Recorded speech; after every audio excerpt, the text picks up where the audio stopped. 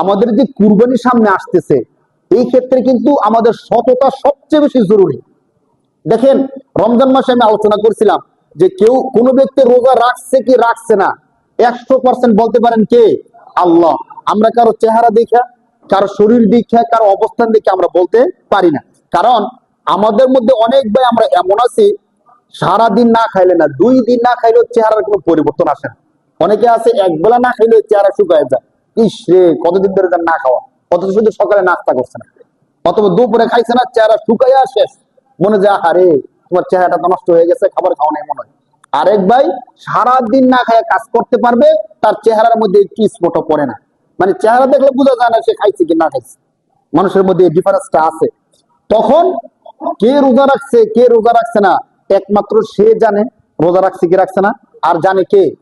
বলেন জানে কে? আল্লাহ। ওই ক্ষেত্রে কেউ যদি ধরেন গোপনে পানি খায়, গোপনে খাবার খাই আইসা বলে যে ভাই আমি রোজা রাখছি, আপনি বলবেন যে রোজা রাখছেন না? বলার সুযোগ আছে? সুযোগ নাই।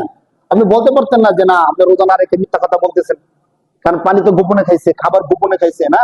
তো ঠিক ওই ক্ষেত্রে আর কুরবানির ক্ষেত্রে একটা মিলান।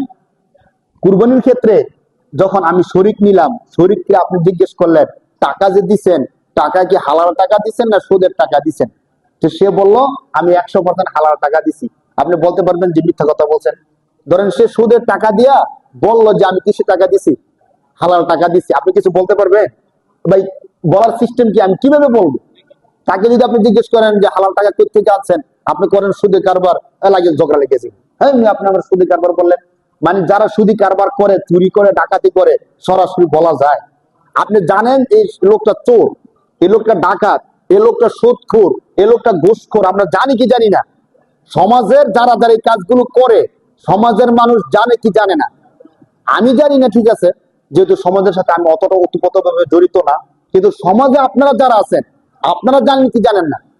বলেন জানেন কি জানেন না? অনেকে জানে।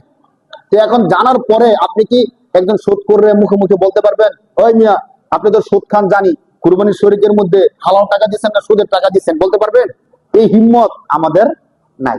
এরপরও যদি কেউ কোনোভাবে জিজ্ঞেস করে যে ভাই টাকাটা হালাল দিচ্ছেন কিনা, ধরেন কোনোভাবে আস্তে করে জিজ্ঞেস করলো, ভাই আমি তো জানি আপনার কিছু লেনদেনে উল্টাপাল্টা আছে, এখন আপনি টাকাটা হালাল দিচ্ছেন নাকি অন্য কিছু দিচ্ছেন? তো সে কি বলবে যে আমি হারাম দিছি? কেউ কি বলবে স্বীকার করবে? ভাই স্বীকার তো করবে না। তো রমজানের সাথে আমাদের এই মাসালাটা মিলান। এরপরে আপনি জিজ্ঞেস করলেন ভাই আপনার নিয়তের মধ্যে গরমিল আছে কিনা, আপনি কি একমাত্র আল্লাহকে রাজি খুশি করার জন্য কুরবানি দিতেছেন, নাকি গোস্ত খাওয়ার জন্য, সমাজের মধ্যে বিশাল বড় গরু আনছি মানুষ বাহবা দিবে এই জন্য, কোন জন্য আপনি কুরবানি দিতেছেন? সে কি বলবে যে আমি মানুষকে দেখানোর জন্য? সে বলবে যে না আমি তো আল্লাহকে রাজি খুশি করার জন্য। তো রমজান মাসের রোজাগুলো 100% হয় কি হয় না এই বিষয়টা যেমন জানে কে? আল্লাহ। এবং যে করতেছে সেও জানে।